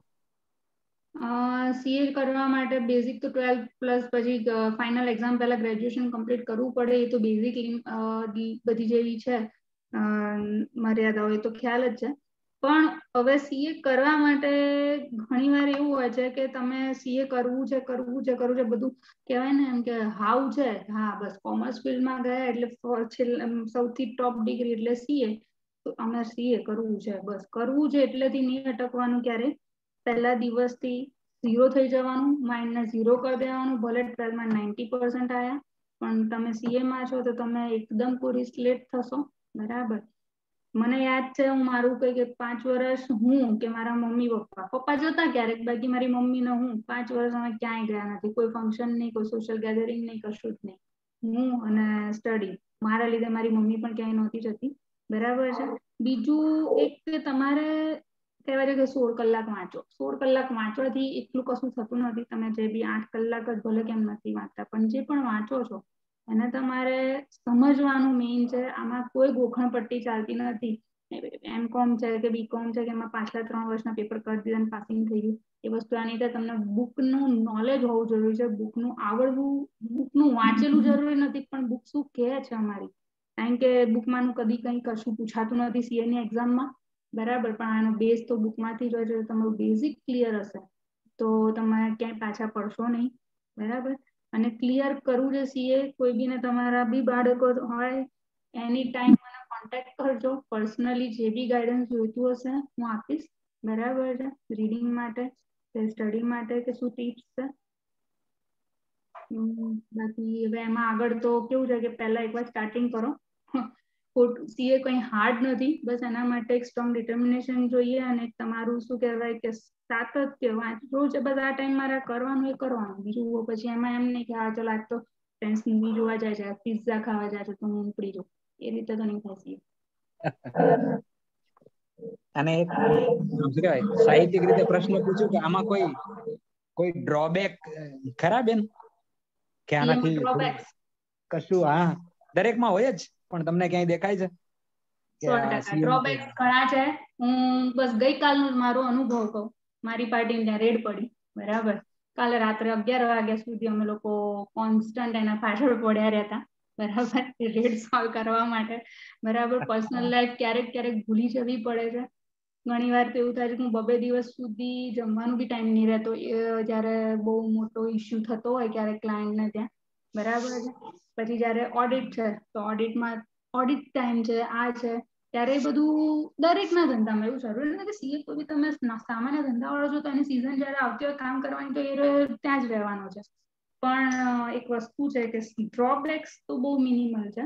પણ જયારે તમે સીએ છો, આજ મને ખ્યાલ છે કે હું જયારે બી ક્યાંય બી જઉં છું કોઈ બી નાની જગ્યાએ, તો જે રિસ્પેક્ટ મળે છે અત્યારે આપણને, એના આગળ ડ્રોબેક્સ પછી બધા કશું દેખાતું નથી. મહેનત હાલ બી વાંચવું જ પડે છે. સીએ થઈ છું તો બી મારે હાલ 2 કલાક વાંચવું જ પડે છે, ભણવું જ પડે છે. હજી પણ હું ભણું છું એમ કહીએ તો ચાલે, બરાબર. રેગ્યુલર નવા અપડેટ્સ ચાલુ હોય છે, રેગ્યુલર નવા ચેન્જીસ હોય છે, એ બધું વાંચવું પડે. પણ એ બધાને મૂકીને જયારે ખાલી એક સમાજમાં અમે બહાર નીકળું છું ત્યારે એમ કહેવાય છે ઓકે મેડમ નીકળ્યા છે, તો ગર્વ છે અંદરથી પોતાના જાતમાં, તે ગૌરવ છે કે યસ એટલે હું આઈ am something different from others, એટલે કે બીજા કરતા કંઈક અલગ છું, બધાની નજર પરથી ખ્યાલ આવી જાય છે. એ બહુ મોટી વસ્તુ છે આપણા માટે. બીજું બધું તો ડ્રોબેક્સ તો રહેવાના. એટલે તો હું કહેતો હતો રામજીભાઈને કે સાહેબ બીરવા જો એકવાર થઈ જાય ને સીએ, પછી એને 10 થી 6 નો ટાઈમ ભરવો એવું જરૂરી નહીં બને. એકવાર થઈ જવા દે ને પછી કહે છે કે મેડમ તમને ક્યારે ફાવશે. એટલે આ જે છે, અને જયારે તમે અત્યારે તો હવે જૂનું થઈ ગયું, પણ જયારે નવી પ્રતિષ્ઠા મળે ત્યારે કેવું લાગે છે? જયારે શરૂઆતનો અનુભવ શું કે છે તમારો? હવે તો કઈ એવું નહીં હોય. ના, હવે તો એવું કઈ નહીં. શરૂઆતમાં પહેલા તો જોબ કરતી હતી, પછી હા એક્સપિરિયન્સ હતો, આવડતું હતું, પણ પોતાની પ્રેક્ટિસ કરવી એવું ક્યારે મેં વિચાર નહોતો કર્યો, ફ્રેન્કલી કહું તો, બરાબર. પણ પછી જોબ કરતા સાઈડમાં પ્રાઇવેટ પર્સનલ થોડા કામ મળતા હતા, કરતી હતી ક્યારેક. એટલે મારા હસબન્ડે થોડુંક ફોર્સ કર્યો મને કે હવે તને આવડે છે તો પોતાનું પ્રેક્ટિસ સ્ટાર્ટ કરે. એટલે પહેલા તો હું બીવાઈ, ના હું કોઈ ક્લાયન્ટને ફેસ ના કરી શકું ડાયરેક્ટલી. અહીંયા જોબમાં તો સરને જ ફેસ કરવાના, એક જ માણસ રોજ ફેસ કરવાનો. મેં કીધું એ ચાલશે. એટલે રોજના 50 જણના મોઢા જોવાના, 50 ના અલગ પ્રશ્નો હોય, મને નહીં આવડે. પહેલા તો નકારો જ થયો હતો. અને પછી થોડો ફોર્સ કર્યો, ના એમણે ઓફિસ બી એમને જ બનાવીને રેડી કરીને ખાલી મને બોલાય કે રેડી થઈ ગઈ છે, હવે તારે અહીંયા બેસવાનું છે, બરાબર. એટલે બેઠા, પહેલા દિવસથી જે બંબાર્ડિંગ સ્ટાર્ટ થયું, હજી મને યાદ છે કે એકદમથી સર એમાં ઊંઝા સિટી એટલે અહીંયા આખા નોર્થ ગુજરાતનું એક જ લેડી છું કે પ્રેક્ટિસિંગ સીએ છે, બાકી બધા જેન્ટ્સ સીએ છે આખા નોર્થ ગુજરાતમાં, બરાબર. એટલે પહેલા તો એક્સેપ્ટ નહોતા કરતા લેડી તરીકે, અહીંયા લેડીઝ સીએ છે એમ. પછી ધીમે ધીમે એક્સેપ્ટ થયું. અમુક એવા કેસીસ સોલ્વ કર્યા કે જે જેન્ટ્સના જોડે બધા મતલબ એના જે જૂના સીએ છે એ બી સોલ્વ નતા કરી શકતા, અને પછી મારા જોડેથી અહીંયા સોલ્વ કર્યા. અને હાલ સ્ટાર્ટિંગમાં પહેલા તો કેવું હતું કે કોઈ ઓળખે નહીં, અને હવે પહેલી વાર જયારે બજારમાં નવા જવા માંડ્યા એટલે હા આપણા નવા સીએ મેડમ આવ્યા છે ને, એ આ છે. એટલે નવા મેડમ જે આવ્યા ને આપણા ઊંઝામાં, એ આ છે. એટલે આમ અલગ લાગે આપણને, એકદમ જબરજસ્ત ફિલિંગ લાગે, હા ચલો કંઈક અલગ છે આપણે. અને હવે સંભળાઈએ? હા. આ વર્ષે કંઈક ઇન્કમ ટેક્સ ના ફોર્મ ચેન્જ થયા છે ને? હા, ઇન્કમ ટેક્સ ના ફોર્મ્સ ચેન્જ થયા છે. એના વિશે થોડી વાત. એના વિશે થોડી વાતમાં એવું છે કે ફોર્મ્સ ચેન્જ થયા છે, પણ હજુ સુધી અમે લોકો પાસે બી એ પર્ટિક્યુલર આયા નથી ફોર્મ. પોર્ટલ આખું અપડેટ થાય છે, અને પોર્ટલ પર હજુ સુધી અમે લોગિન પણ નથી કરી શકતા. આજે 22 ઇન્ફોસિસ જોડે મીટિંગ છે ફાઇનાન્સ મિનિસ્ટરની, કારણ કે અત્યારે કોઈ જ કામ થતું નથી ઓનલાઈન અમારાથી બી. એટલે અત્યારે હું કઈ કહી શકું એમ છું નહીં. અચ્છા, એટલે એનું ફોર્મેટ ચેન્જ થશે, મતલબ એવું છે? ફોર્મેટ ચેન્જ થશે. તમારા માટે કોઈ વાંધો નહીં, ટેક્સ પ્રેક્ટિશનર માટે જ છે આમ તો. પણ કદાચ આ વખતે ફરી લોકો તમારા કેવાયસી માંગશે, બેઝિક પાન આધાર પહેલા લીધેલા હશે પણ ફરી આ વખતે માંગશે, કારણ કે બધું ફરી અપડેટ કરવાનું આવ્યું છે આ વખતે. જોઈએ છે હજી કદાચ એ લોકો ઓટોમેટિકલી અપડેટ કરશે તો જરૂર ના પણ પડે. ના ઓપન તો થાય છે, મારું ઓપન થઈ ગયું મેં, પણ મેં ભર્યું નથી હજુ. 16 એ આવ્યું નથી એટલે. હા, ઓપન થશે ફોર્મ, પણ તમારું સબમિટ નહીં થાય હજી, કારણ કે તમારે ઓપન થઈ જાય છે. ઓપન તો થઈ જાય છે, પણ જે સબમિશન છે ને, અનિકેતભાઈ નો પ્રશ્ન છે, તો અનિકેતભાઈ ને એને અનમ્યુટ થવા માટે વિનંતી. અનમ્યુટ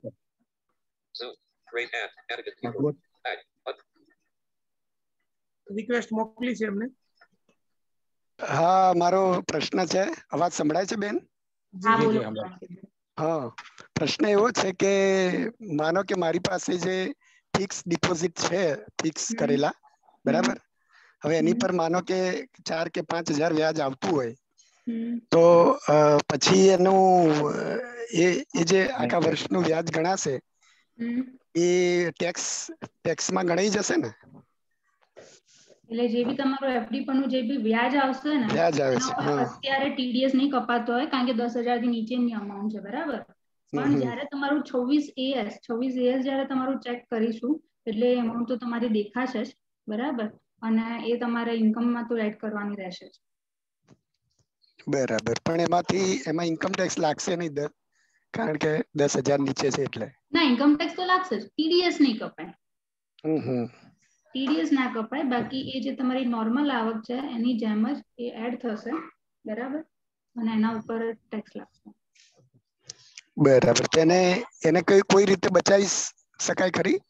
બચાવવાના બસ આ જે ફાયદા છે બધું એ જ ઇન્વેસ્ટમેન્ટના જે પ્લાન મેં તમને આગળ સમજાવ્યા ને એ જ છે.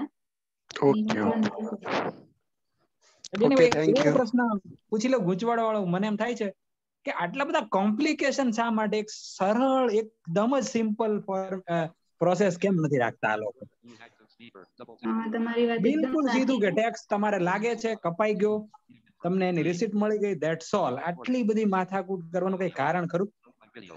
તમારી વાત 100% સાચી છે. ઇવન ખાલી ઇન્ડિયાની ટેક્સ સિસ્ટમ આટલી રિજિડ છે, બરાબર? અને હા, પહેલા તો હવે તો ખાલી 3 ટેક્સ છે, custom act, income tax act ને જીએસટી એક્ટ.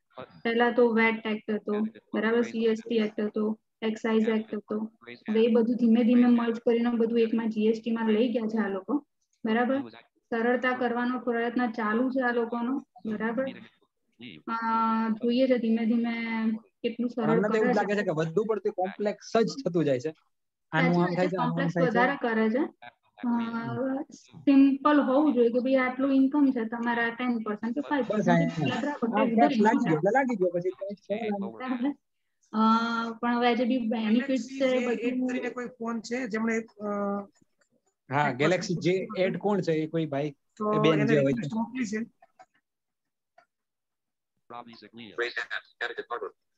ફરીથી અનિકેત ને પણ એ ભૂલતી છે. એ તો ભૂલથી હાથ ઊંચો થઈ ગયો એનો એવું છે. પણ જે 8 હતો એ પહેલા પણ કોઈ એને રેઝ કરેલો છે. જે ભાઈ હોય તો કે બેન હોય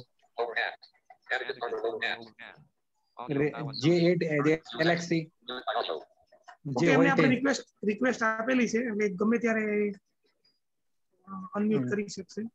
તો એટલે મારું એમ કહેવાનું છે કે આટલા બધા બિલકુલ સિમ્પલ હોય બેન તો આટલા બધા કામ પણ વધે નહીં અને આટલું બધું જે કહેવાય ગેલેક્સી J8 જો આવે તો એકદમ કરી શકો છો. ask to unmute આપ્યું છે.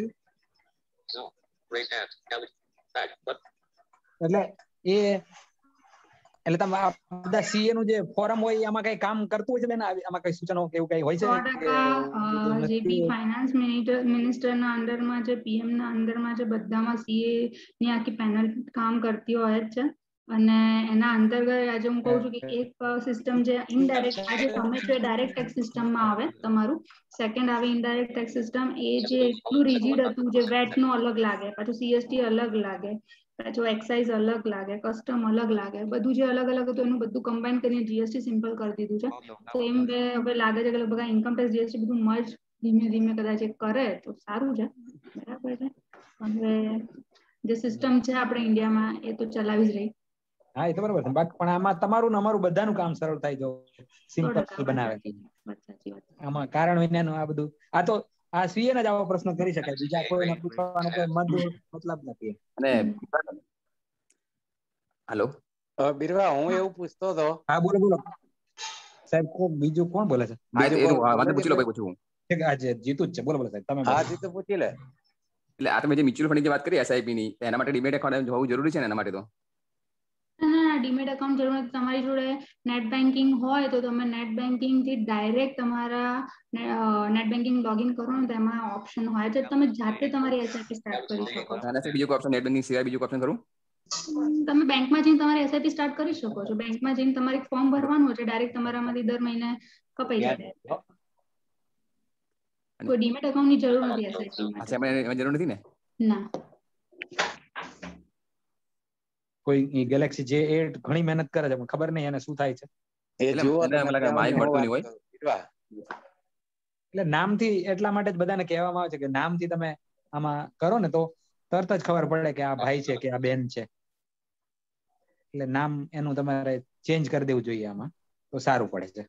બેન આપણે ઘણી વખત બોન્ડમાં રોકાણ કરતા હોઈએ છીએ જેમ કે SGB છે તો એમાં જે રોકાણ કરીએ એમાં કોઈ ટેક્સમાં બાદ ખરું? હા, ગવર્મેન્ટ અપ્રુવ્ડ બોન્ડ હોય તમારા બરાબર, ટેક્સેબલ ગવર્મેન્ટ બોન્ડ હોય તો એનું ઇન્વેસ્ટમેન્ટ તમને ટેક્સ ફ્રી છે, ટેક્સમાંથી બાદ મળે છે. પણ જો અધર દેન નોન ગવર્મેન્ટ હોય કોઈ તો નોન ટેક્સેબલ છે તો એનું તમને બાદ નહીં મળે. જ્યારે તમે બોન્ડ પરચેસ કરો ત્યારે જે તમને ઇનિશિયલ ઇન્ટિમેશન લેટર મળે તમારો વેલકમ લેટર એમાં લખેલું હોય.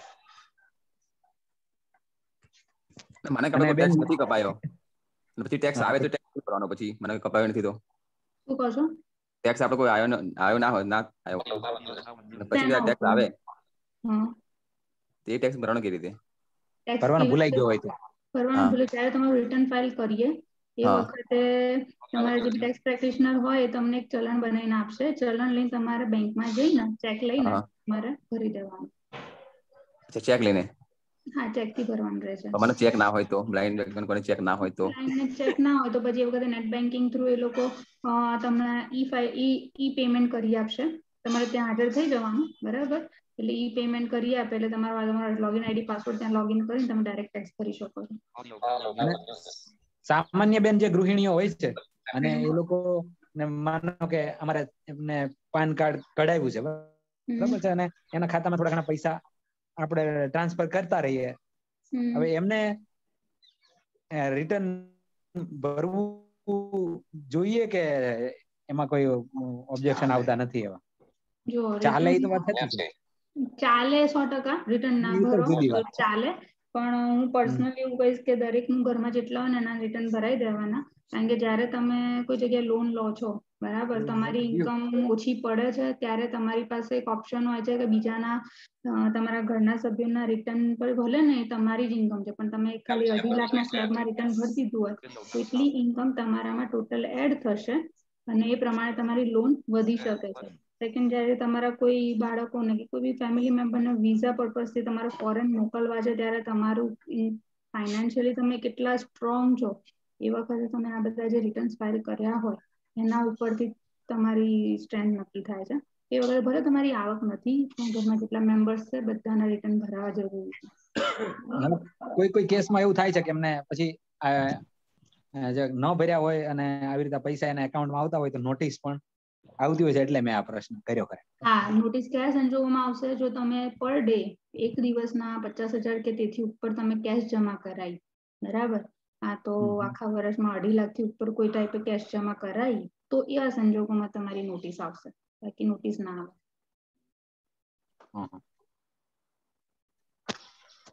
પણ ખરેખર આમ જોઈએ તો બેન હવે આટલું બધું ઓનલાઈન થઈ ગયું છે તો હવે બધા રિટર્ન ની આ બધી જ જફામાંથી મુક્તિ ક્યારે મળશે માણસને? અહીંયા આપણે આવું બધું કઈ જ ન હોય. તમે એક ભર્યો ટેક્સ ને જો કે ફરી હું તો એ જ વાત પર આવી ગયો, પણ એવું કોઈ દિવસ બનશે ખરું? આ જે નવું જે પોર્ટલ એક્સેસ થાય છે, નવા પોર્ટલમાં આ જે એક ઓપ્શન એ લોકોએ ચાલુ કર્યું છે. પહેલા કેવું હતું કે તમારે તમારી ઇન્કમ શો કરવાની રહેતી હતી સામેથી સરકારને કે મારી આ આવક છે અને એના ઉપર આટલો આ ટેક્સ છે.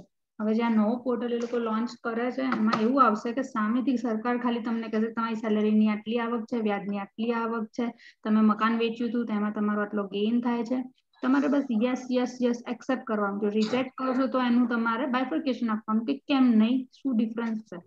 આટલું જ આવી રીતનું આ લોકો લોન્ચ કરવા જઈ રહ્યા છે એવા ન્યૂઝ છે બરાબર. આવે એટલે બરાબર, પણ આટલું આ સિમ્પ્લિફાય તો કરવા જાય છે કે તમારે કહેવાની જરૂર નથી, અમે તમને કહીશું તમારી શું આવક છે અને તમારો આ પ્રમાણનો ટેક્સ છે તમે ભરી દો.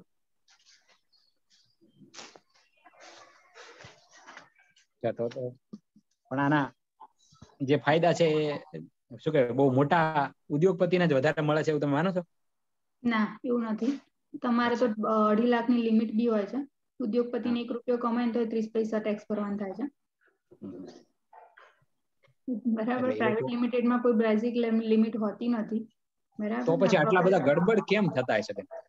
ગરબડ થવા માટે ઘણા બધા છે નિયમ, બરાબર. એક પાસું છે નહીં, હવે એના માટે બહુ ડિટેલમાં મારે તમને કહેવું પડે ગરબડ કરવા માટે. ના એટલે એમ કે ટેક્સ તો એ લોકો ભરી જ દેતા હોય જો ઓનેસ્ટલી, ગડબડ થાય જ નહીં ને, ન થવી જોઈએ. એટલે કંઈક એ લોકો કંઈક કરે છે અથવા તો એમને ક્યાંકથી કઈ સપોર્ટ છે કે જે હોય તે એમ આપણે એઝ એ ફાઇનાન્શિયલી જ આપણે તમને પૂછવાનું, બાકી કઈ એ લોકોનું બીજું આપણે કઈ જોવાનું નથી. તો એટલે હવે ગરબડ છે, કરે છે કે નથી એ બધું અંદરનું બધું છે કે ટેક્સ બચાવવા માટેના બધા રસ્તાઓ છે, બીજું કઈ છે નહીં. પછી જયારે પકડાય ત્યારે ગરબડ આપણને બહાર આવે, બીજું કઈ નહીં. હા એટલે એ જ ને, આપણને તો ત્યારે જ ખબર પડશે. ના ભાઈ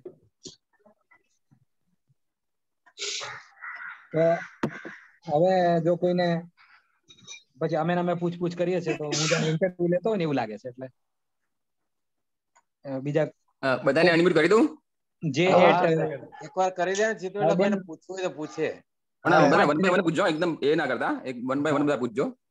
ગેલેક્સી J8 વાળા જે કોઈ મહેનત કરે છે 3 વખતથી, એમને આપણે વિનંતી કરીશું કે એ પહેલા પૂછે. આ જો બધા અનમ્યુટ થાય એટલે પછી બેન ને આ બધાને અનમ્યુટ કરી દીધા છે, બધાને જ કરી દીધા છે. તો બધા વન બાય વન પૂછજો. હેલો રાઠોડ. અચ્છા હા સંભળાય બોલો. હા તો હવે બેન મારો પ્રશ્ન એવો હતો કે બંને જોબ કરતા હોય, હવે એક જણના પગારથી જ બધું ચાલતું હોય અને એક જણના એકાઉન્ટમાં ટૂંકમાં પૈસા પડે રહેતા હોય, તો એનો કોઈ પ્રોબ્લેમ ખરો કે એને કોઈ પ્રોબ્લેમ નહીં, ગમે એટલા પડે રહે તો વાંધો નહીં એમ ને? હા, તમારે રિટર્ન ભર્યું, તમારા બેંકમાં પૈસા આવ્યા છે, એ તમારી વ્હાઇટ ઇન્કમ છે, ભલે તમે યુઝ નથી કરતા, એનાથી કોઈ પ્રોબ્લેમ ના આવે. તમે ગમે એટલી અમાઉન્ટ ગમે ત્યારે જરૂર પડે ત્યારે તમે ઉપાડી શકો છો, કોઈ ઇશ્યુ નહીં. નથી ઉપાડતા પડ્યા રહ્યા છે તો બી ઇશ્યુ નથી. ખાલી એ જે સેવિંગ બેંકમાં હોય એનું વ્યાજ આવે, એ જો 10,000 થી ઉપર છે તો ટેક્સ લાગશે, બસ એટલું જ, બીજું કઈ નહીં. ઓકે. અને બીજું એવું કે આપણે જે ફી ની વાત કરી, બરાબર, કે એજ્યુકેશન ફી, હવે એમાં કોઈ ઇન્સ્ટિટ્યૂટમાં આપણે ફી ભરી હોય સ્કૂલ સિવાય, બરાબર, જેમ કે અત્યારે LN માં મારે છે તો એની મેં ફી ભરી છે, તો એ ટેક્સમાં કેટલી બાદ મળે એમ? ના, એ પ્રાઇવેટ કોચિંગ ની કોઈ બી ફી તમને બાદ મળતી નથી. Okay, thank you. Government approved institution હોય તો ફીસ મળે છે લગભગ, એવું છે. ગવર્મેન્ટ અપ્રુવડ ઇન્સ્ટિટ્યુશન્સમાં મળે, પણ એમાં બી તમારે એજ્યુકેશન એટલે બેઝિક એજ્યુકેશન, સ્કૂલ ફીસ શબ્દ વપરાય છે, બરાબર. આમ તો બીજા બધી જે પ્રાઇવેટ તમે પર્સનલી તમારે એડિશનલ કહેવાય ને કે કો કરિક્યુલર એક્ટિવિટી માટે તમે કંઈ કરાવો છો તો એ બધું તમને બાદ ના મળે. આ મ્યુચ્યુઅલ ફંડ એક્સ્ટ્રા બાદ મળે છે કે જે 1.5 લાખ ની અંદર જ આવી જાય છે? આ 1.5 લાખ ની અંદર ટેક્સ સેવરમાં હોય તો 6 મહિના ની અંદર જાય છે ને?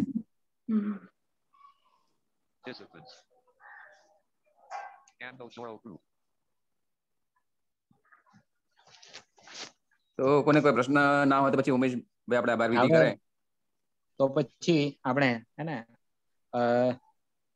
બસ હું તો હવે બહુ બોલ્યો હે ને, વધારે પડતું બોલ્યો નહીં. આપણે વિનંતી કરીએ કે આભાર વિધિ કરે. હવે ઉમેશભાઈ પરમાર આપણે સ્ટેજ ઉપર આવશે અને કન્ક્લુડ વાઇન્ડ અપ કરશે આખી વાતને. ઉમેશભાઈ પરમાર.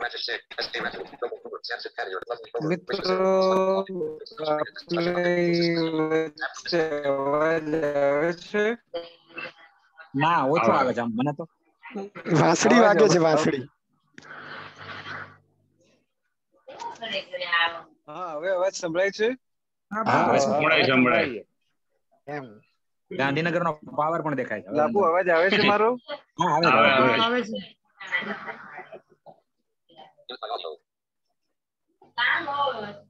ઓડિયો અવાજ બાકીના મિત્રો બધા મ્યુટ કરી દો પ્લીઝ. નેત્રહીન સમાજનું ગૌરવ અને આપણી દીકરી CA બિરવા પટેલ આજે આપણી વચ્ચે ઉપસ્થિત થયા, ખરેખર નવી પેઢીનો એ પ્રેરણા સ્ત્રોત છે. અને આજે એમણે જે ઇન્કમ ટેક્સ ને લગતું માર્ગદર્શન આપણને સૌને પૂરું પાડ્યું છે, જે ખરેખર ખૂબ જ આપણને બધાને ઉપયોગી થવાનું છે. અને શોર્ટ નોટિસ માં જ એમણે આપણું આ ઇન્વિટેશન સ્વીકારી લીધું. ઘણા વ્યસ્ત હોય છે આ લોકો સીએથી, એમની પાસે સમયનો તો બહુ મારામારી એમણે પોતે કહ્યું ને કે કેટલું કેટલું જતું કરવું પડે છે જીવનમાં. તો એવા શોર્ટ નોટિસ થી એમણે આપણું આમંત્રણ સ્વીકાર્યું અને આપણી વચ્ચે ઉપસ્થિત રહ્યા. તો દામજીએ જે કંઈ પ્રયાસ કર્યા છે આપણા ચોરા પરિવાર વતી, એ બદલ સમગ્ર પરિવારનો અને બીરવાનો સ્પેશિયલી આપણે વોટ ઓફ થેન્ક્સ તો હોય જ અહીંયાથી. ખૂબ ખૂબ આભાર. અને નવી પેઢી આ બીરવા જેવી વ્યક્તિઓમાંથી પ્રેરણા લે.